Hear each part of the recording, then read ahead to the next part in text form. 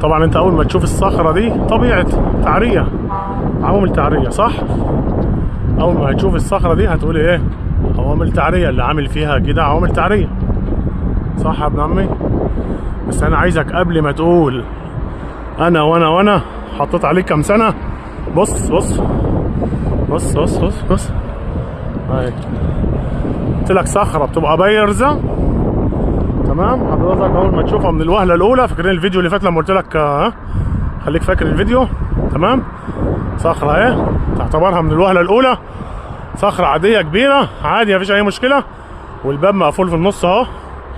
تعالى بقى ندخل جواها نشوفها فيها ايه من جوه. بسم الله الرحمن الرحيم.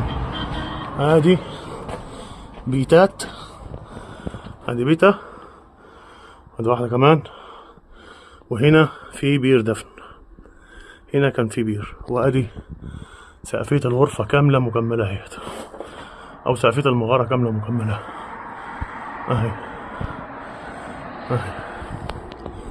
انا احمد سفاري، ودي صفحة زي الاشارات ما بتقول.